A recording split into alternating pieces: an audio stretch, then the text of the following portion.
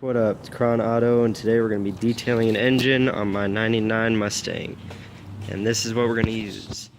Just a few cheap products. Got degreaser and paint brushes from the dollar store, some red rags, some WD-40, and I'm actually out of town right now, so cheap $10 kit of tools. So let's get started. First thing we're going to want to do is go ahead and pop the hood and start disconnecting the battery terminals.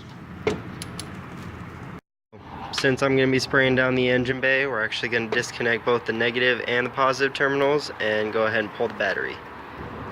All that nasty water and dirt build up under the battery and all over the engine bay. It's going to look so nice when it's done. You're going to want to cover up any exposed electrical components like your fuse box, your alternator, and also your air intake system and any component that you can cover on that, just from residual water left after the rinse. What we're going to do to get started, go ahead and take our degreaser and just generously spray it all over the engine bay. Make sure to focus on the hard built up areas, the hard to reach places. Now that we've got a nice coat on everything, go ahead and take your paintbrush and just start hitting the hard areas. I like using a coarser paintbrush, but not a wire brush, because I like using it on plastics and rubber as well. After we've hit it with the brush, broken up all this dirt and grime, we're going to go ahead and give it one more quick coat. Just coat everything again, let it sit for about 10 to 15 minutes, let the degreaser do its job, and then we'll give it a rinse.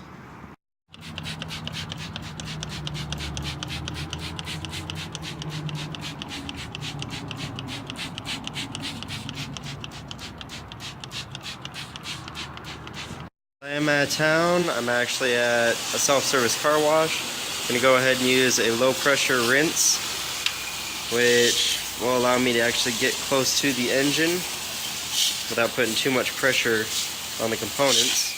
I'm just going to go ahead and give it a nice soak and nice rinse. And since the battery's out, I don't have to worry about damaging too much of the, or damaging any of the electrical components.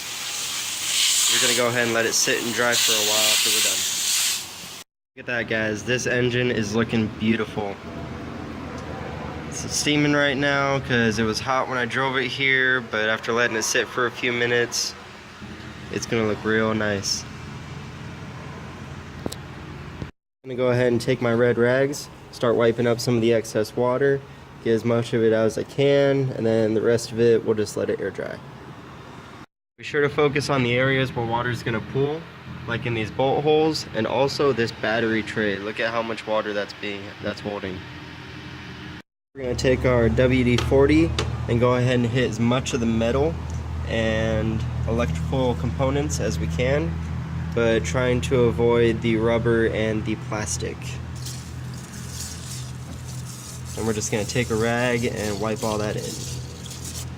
Hitting as much of the electrical components as we can, because WD and WD-40 stands for water displacement.